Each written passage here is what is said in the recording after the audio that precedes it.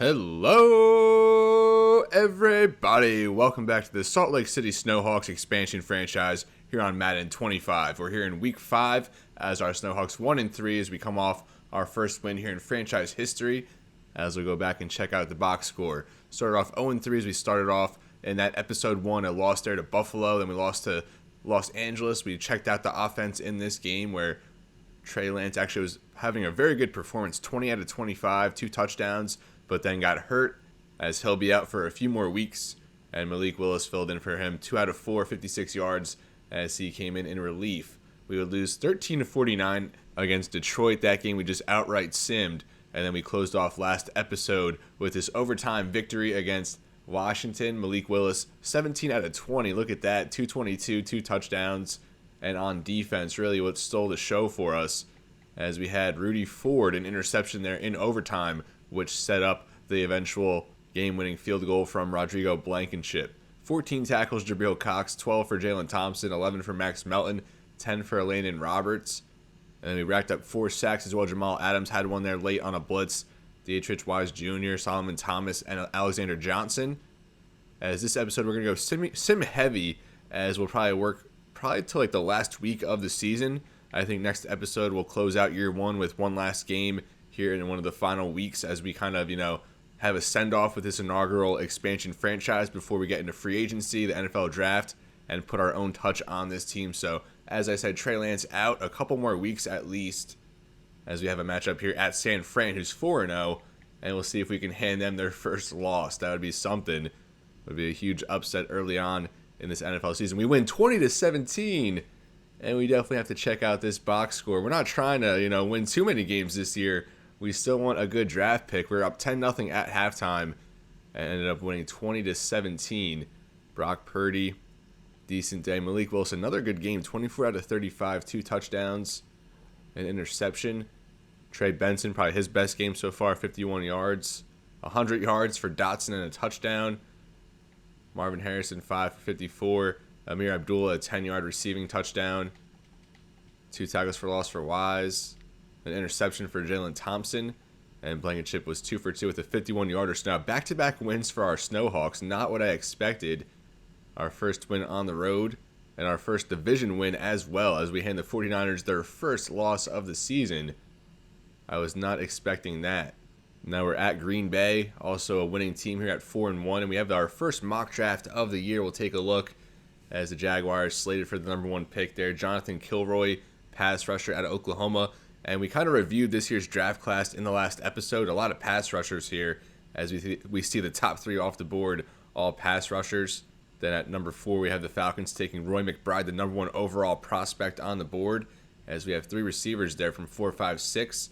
And then we're projected here at 8 with Byron Stanford, who I even did say was a pretty good prospect that I liked, a scheme fit at speed rusher. And so far scouted on him, we just have that C block shed. And then Myron Wake going to the Cowboys. And I think tackle or edge rusher is the spot we're going to go, if not quarterback. And where is he? Darren Anderson here at 18 to Las Vegas. Far and away the top quarterback in this class, although it is a weak quarterback class, just 1 projected in the first round. As Giants-Baltimore is the projected Super Bowl matchup here. The Giants did select James Conner in our dispersal draft, and he actually was leading the league in rushing, although he has got hurt here recently. So first mock draft of the year. It's cool how they add that feature in. We'll upgrade a couple guys here before moving on, as we have Elijah Jones, a rookie corner who we got as a holdover from that Cardinals rookie draft class. And all these guys, just the morale is really dragging them down a little bit. He does go +2 though after we go man coverage, +3 in man. And now I think we had Max Melton, another corner that we were able to keep, a rookie from Arizona. We'll just keep playing into his archetype as he's now up to a 71. Gets a little more bonuses here, +4 play rec, +1 man awareness and tackle. And now we are ready to sim ahead here. See if we can make it 3 straight wins. That would certainly be something, as we do lose 21-20. We're not going to check the box score after each game with another close one here. We want to take a look. Jordan Love, 92 yards. He threw it only 15 times in this game. Interesting development there. Josh Jacobs, 19 carries. Trey Benson almost 100 yards, 92, a touchdown. I think his first touchdown. Nothing really on defense, no sacks, 2 tackles for loss. Duke Riley Street, and an interception for Max Melton, the rookie, his first of his career. And now we'll pick up the speed a little bit with this simming and try to work towards the end of the season. We do have a few more upgrades here, though. Marvin Harrison Jr. has been a stud, to say the least, to start his career. Still has that hidden dev after this upcoming game. We'll get to see his development trait, and we'll just keep playing into his archetype here, or the scheme fit, I mean, as that jumps him up to an 82 overall, +5 deep route, +3 release, +1 there for catching short route. Going to be a stud here. We're so lucky to have kept him along here with Trey Benson, another rookie with hidden development, as he needs a little bit more snaps than Harrison. And with Benson, I would like to get that power back up a little bit, to be honest, just to make him a little more balanced as a runner. As that'll go +2 awareness, +2 break tackle. Not really what we were looking for on the boost there, but we'll take it. And now Jahan Dotson, he's been solid along there with Kadarius Toney as picks from that expansion draft. Got Dotson from Washington. We got Toney from Kansas City, as they complement Marvin Harrison pretty well. And now we can keep moving along here. Our Snowhawks 2-4 now as we host the Los Angeles Chargers here for some Monday Night Football. Let's see how we do here in our first primetime game. And we win 28-27, another 1-point game. What is going on?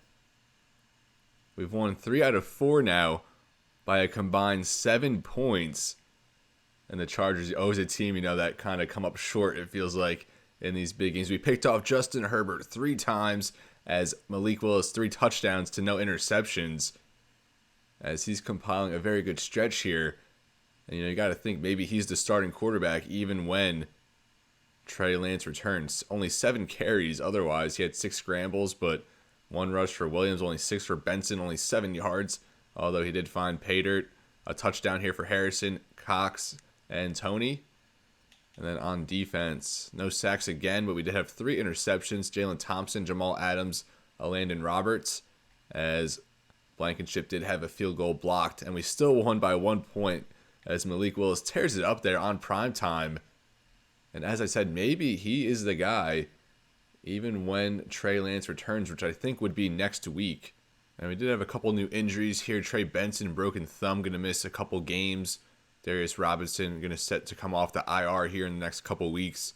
Anthony Nelson still out with that fractured shoulder blade on the IR. Trey Lance 1 more week with that quad tear, so he is going to return. And it'll be interesting to see what we do there with Malik Willis. And Dietrich Wise Jr. has been huge for our defense after New England cut him. Pulled groin, he'll miss a few games. And Alexander Johnson, a knee cartilage tear. So that's like 4 starters on defense. Our quarterback, our starting running back.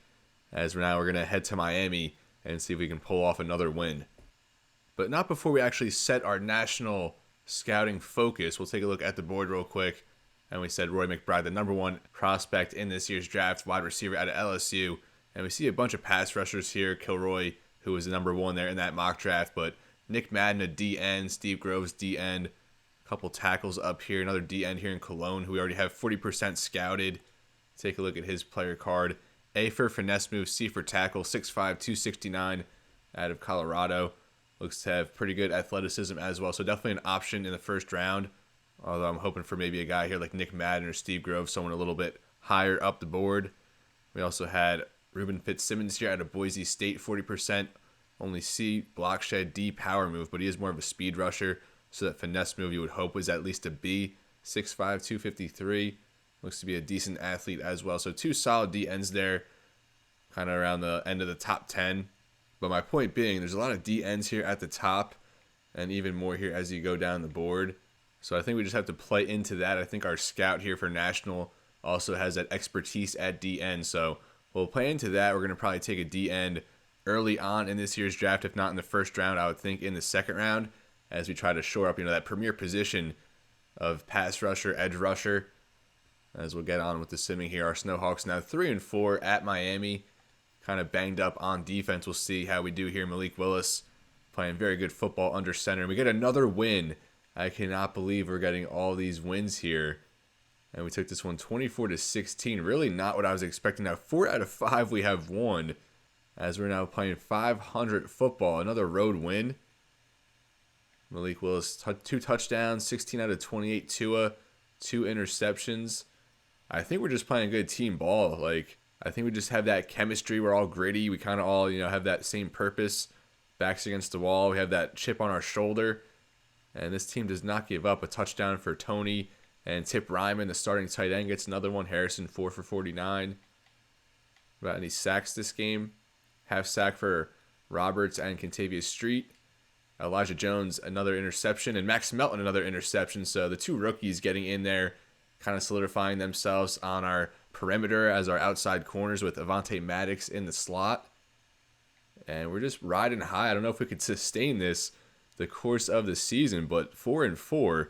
I thought our entire win total this year was going to be 4 wins, and we've matched that in 8. So it'll be interesting. I was expecting us fully to have a top 5 pick in this year's draft, but if we keep this up, I mean, I did not mean to go speed rusher here with Tufele, but what are you going to do? But yeah, I thought maybe 4 wins at most, 5 tops, and that certainly is not how it's been going. And now we'll host the Chicago Bears, who come in at 4-3. 2 teams kind of middle of the pack right now in the NFC. As we do fall there 20-17, that's kind of more of what I was expecting. Another close game though. I think all but 1 or 2 of our games have been 1 possession. And we see here Xavier Thomas, our rookie D end. I mentioned how we want to bring in another pass rusher in this year's draft. And the guy we want opposite to kind of develop is Xavier Thomas. As the run stopping is low, but we'll just keep that finesse move, try and get him a little bit better rushing the passer, as he does get +2 finesse move, +1 power. And now we're set here to host the 7-2 New York Jets. So the Jets and Giants playing very well here. And we did have a couple guys come off the IR, or come off the injury report. See if we can activate Darius Robinson as we will. So we'll have Darius Robinson back out there on our interior, and we'll have Wise and Benson back next week. Jamal Adams, though, now injured, as our defense just can't stay healthy right now. And since Trey Lance is back, we'll take a look at the numbers. Malik Willis, 1,500 passing yards even. Obviously, way more attempts than Trey Lance at this point, but Lance was completing 74%, Willis 60%, 11 touchdowns, 6 interceptions, Lance 4-3. And, Willis is just winning football games for us, so I think we just got to ride with him at this point. Rushing, Jamal Williams currently leads way more yards than Benson on just 2 more carries.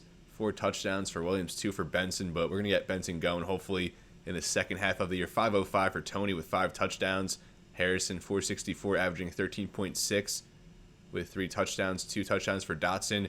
He's over 400. Tip Ryman, the rookie tight end, 3 touchdowns. On defense, Robert, 64 tackles, far and away leading the team. 12 tackles for loss for Kentavious Street, got him from Atlanta. Wise with 9, Solomon Thomas with 7. And he does lead our team with 4 sacks as well. 3.5 for Wise Jr. Street with an 1.5. Thomas and Roberts 1.5.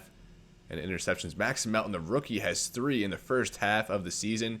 Duke Riley, Jalen Thomas, each with 2. We've had a lot of interceptions, surprisingly. I think by that count, 12 interceptions in the first 8 games, a lot. And Max Melton's definitely got to be among the league leaders. Also has 4 pass deflections, only 1 forced fumble. Blankenship 10 out of 12. As we'll get on with the simming here. So like I said, we're going to ride with Malik Willis for now. We could always go back to Lance, as he was playing very well, just bad break there on an injury. So week 10 now, our Snowhawks 4-5 against the 7-2 Jets. Our last game before the bye. And we get the loss 38-10. And I said that Bears result was more of what we expected. Actually, that Jets result, 38-10, is kind of more of what I expect. We get another mock draft here, as Atlanta at 1.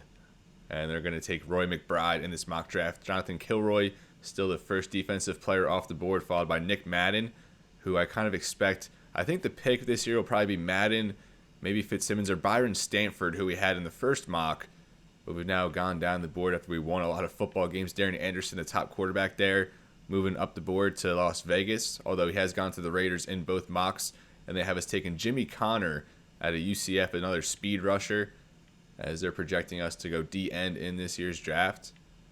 As we'll just keep going down the board. The Giants now not projected to win the Super Bowl, or be in it at least, as Baltimore's still here. But now the Jets projected to win the Super Bowl.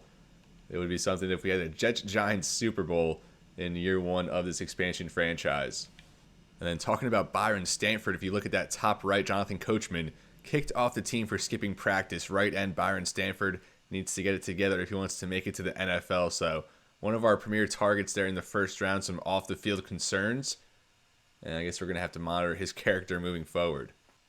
We're now back here at player upgrades after advancing through the bye week, as now I believe it'll be unveiled what Marvin Harrison Jr. gets. And he's going to be a superstar X Factor, and we're going to keep him on this team for as long as we can. Going to develop into a top 5, top 3, maybe the top receiver in all of the NFL. But now it just comes down to finding him a quarterback as good as Malik Willis and Trey Lance have played.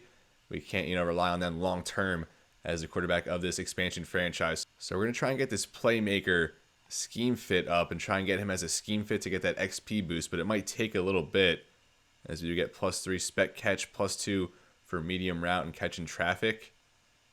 And now we can equip some of his abilities here. So the Superstar X Factor, we can go double me, rack him up, max security, first one free, wrecking ball. I'm actually not familiar with this. I didn't know that you can actually select it yourself now. So I think I want to go with something that's good after the catch, like yak 'em up or rack 'em up.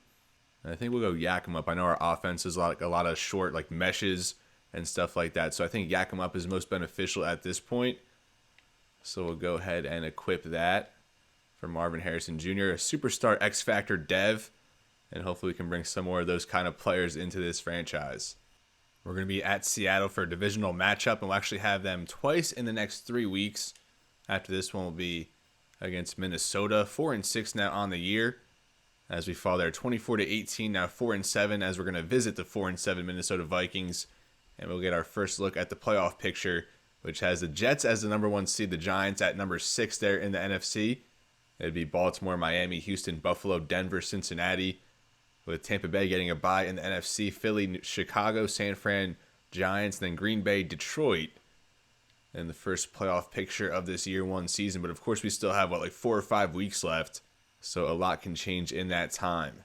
And now before we get through these last few games of this year 1 season, we do have to set our prospect spotlight here for our super focused scouting. So of course at this point you don't want to scout, you don't want to waste this on players that you have fully scouted already. We have Nick Madden and Steve Groves here, 85% each, definitely players who are in play with our what's probably going to be a top 10, maybe a top 5 pick at this point. Nick Madden, A, finesse move, C, block shed, B, play rec with C, power move. So obviously more of a speed rusher, but he can also win with power, and he can get off blocks as well. I think a good athletic profile. Then we have Steve Groves, again, A, finesse move, C, power move, C, block shed, good athleticism. So if we go the pass rusher route, probably going to be Madden or Groves. And then we have Josh Cologne here, already 95% scouted, went down to around 2 or 3 grade, although he is graded here in the first round. So he slipped for us after scouting, definitely not going to be in play for us. And then we have here Ruben Fitzsimmons, talked about him, 95% scouted, and he matched that round 1 projection with a round 1 grade. And really a cluster here of a lot of 40% scouted players. But we'll go quarterback here, as of course that's probably going to be an area that we look to target in the draft. And Darren Anderson is far and away the top quarterback in this class at 6'1", 226, scrambler out of Cincinnati, A, deep accuracy with A, under pressure, elite to great acceleration, change of direction, great to good for agility and strength, but the throw power and the speed, just good to solid. So for a scrambler, you kind of want him to have better speed.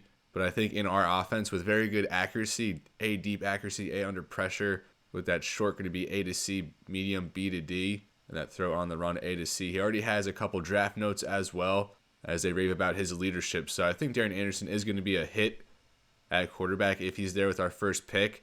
And I think he's not even really worth wasting this focused scouting.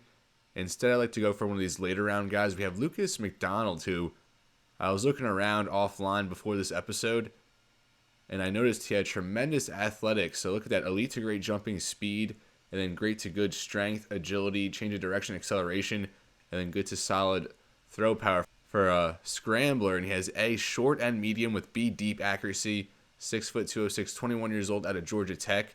So I think he's a player who could be very good as he's already risen 20 spots on the board. So I was kind of onto something there.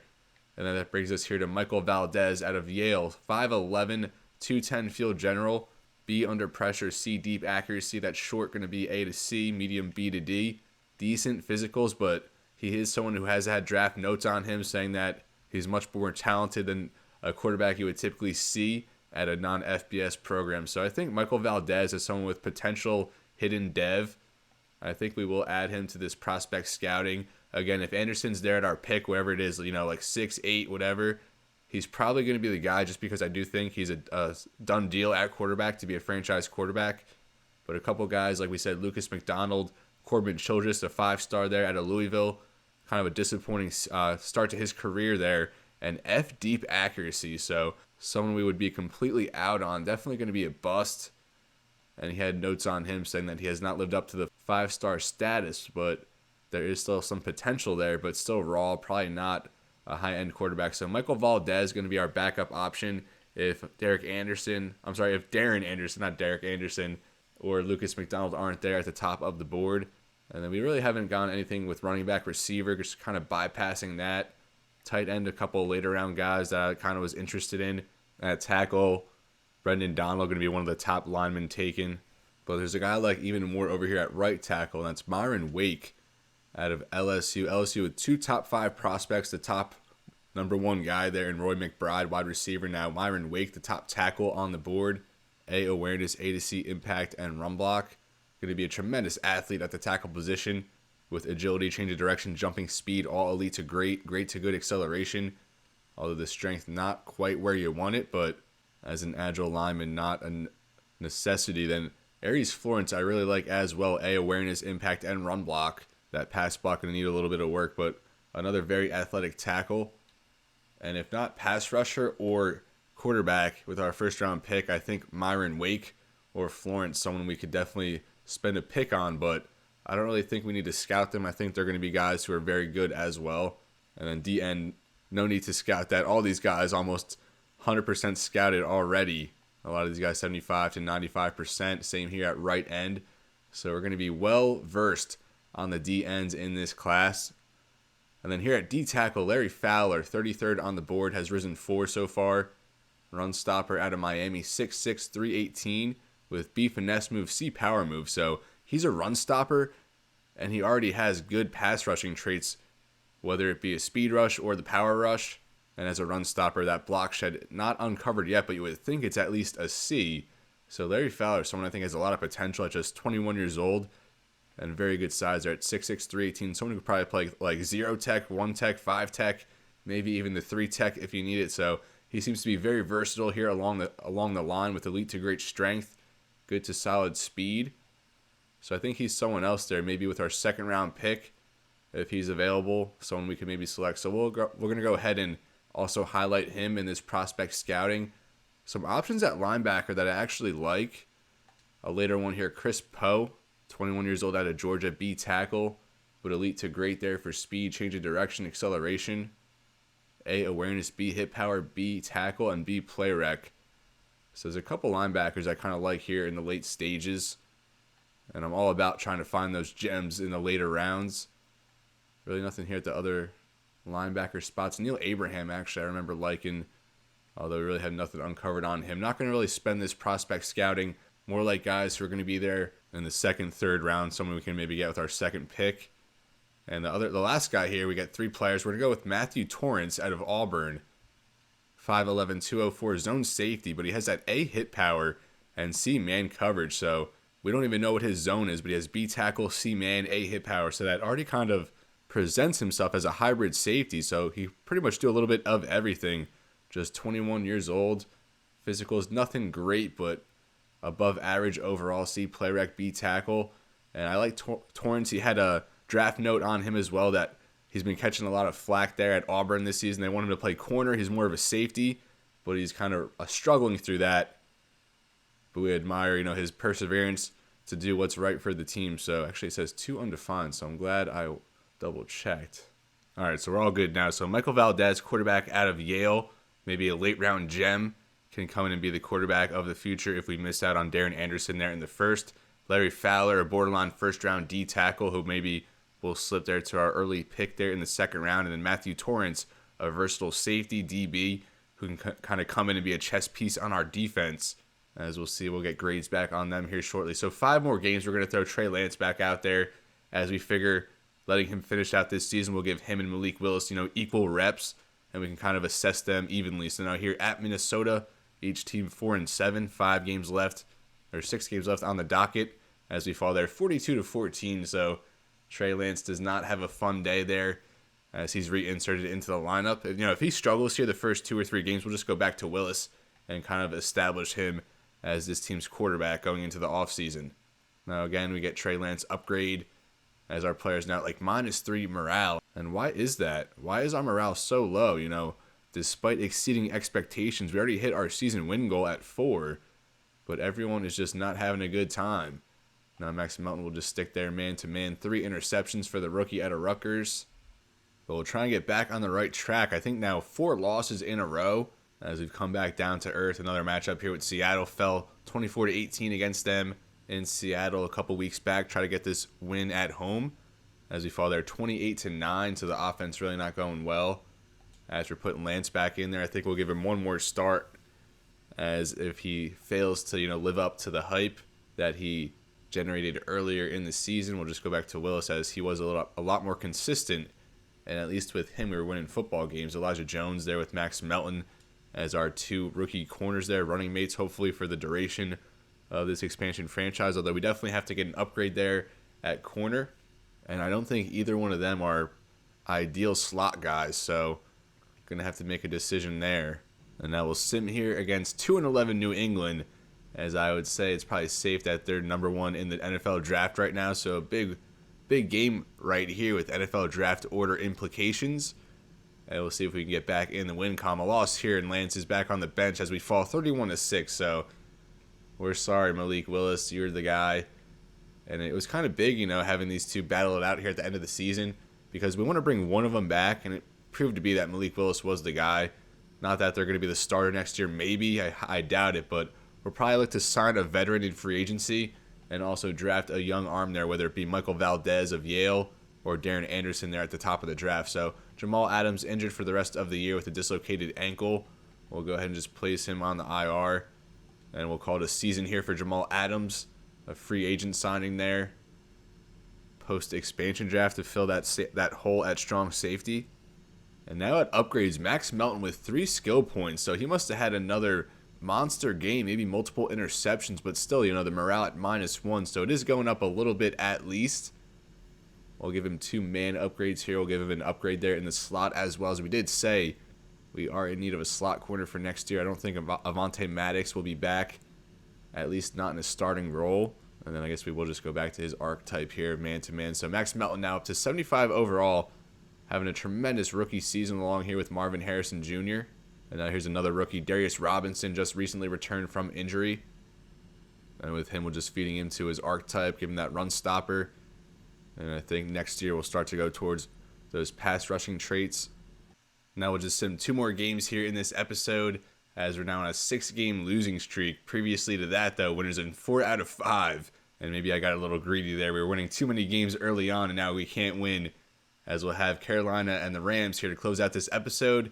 And then next time out, we'll have one more full game here, as we'll visit San Francisco, or I think host San Francisco, in our final game of this year 1 season. We lose there 38-7, as the offense just cannot get any points on the board. And now make it 7 losses in a row. Our chances now at the number 1 pick have to be getting better. We'll check out the standings here with just 2 games left. Bengals, Lions at the top of the NFL at 12-3. The Jets, Ravens, Eagles, 49ers, they're at 11-4. Bucks, Chiefs, Broncos, Texans, Bills at 10 wins. And then we'll flip it as Commanders and Titans, Patriots, Raiders, all with 3 wins only. Then we're there at 4-11. So right now we have the 5th pick in the NFL draft. And I'll honestly take that. We've lost 7 in a row. Vegas here has lost 8 in a row. They're the team that is most likely to land Darren Anderson if we don't have the pick before them. So, like I said, we'll simulate one more game here to close out this episode. Pick it up next time out against San Francisco to close this year 1 season. Let's see if we can at least post more than single-digit points in this game. It has been rough for the offense. Back to Malik Willis, and we get blanked that time, 28-0, as I think our morale has really hampered us down the stretch this year. Not sure how we could have avoided that. Like, right when we jumped into this franchise, we were already, like, minus 10 morale for everybody. And then we even went on that, like, little winning streak, and still everybody was still all mad for some reason, not having a good time, even though I think it was a pretty successful year one, all things considered. Not a good roster at just 73 overall. And early on in the year, did hang in there in some games, battled. As look at this, so Malik Willis, 13 touchdowns, 14 interceptions, 5-5 there for Lance, as well as more than double the reps there for Lance, but overall pretty even across the board. Rushing, Trey Benson really struggled as a rookie, only 3.5 per carry. Jamal Williams, 5 touchdowns. Abdullah, 3 rushing touchdowns. Receiving, Marvin Harrison Jr. with 927 on 69 catches, 5 receiving touchdowns. Tony had 5 touchdowns, 752, although he's going to be hurt there for that final game in the next episode. Mo Ali Cox needs 1 more yard for 500. Tip Ryman, 3 receiving touchdowns as a rookie. Landon Roberts, 123 tackles, 14 for loss there for Contavious Street. Solomon Thomas with 12. Xavier Thomas played the run very well, 11 tackles for loss, but only 1.5 sacks. As Wise Jr., 4 sacks. 5 for Thomas, led the team, or does at least. 3 interceptions here for Riley Thompson and Melton, 2 for Elijah Jones. 8 pass deflections there for Landon Roberts. 2 forced fumbles, both to Jalen Thompson. Blankenship, 14 out of 19, not terrible. But this is where I'm going to leave you, folks. Thank you so much for watching. Kind of just, a simulation episode to cover our bases, get through this year one season. Next time out, we'll have our last full game of the year one campaign, this inaugural Salt Lake City Snowhawks expansion franchise. And then following that, we'll have the year one offseason, which I'm super excited for. We're going to have over $100 million in cap space, a top 5 pick there in the draft. So I'm super excited for that, as the offseason, in these team building franchises, dynasties, is certainly the most fun part of it when you get into the offseason and can really do your own thing and put your own touch on the team that you're building. So, as always, everybody, it's been real, and be well. Thank you so much for watching, and I'll see you next time.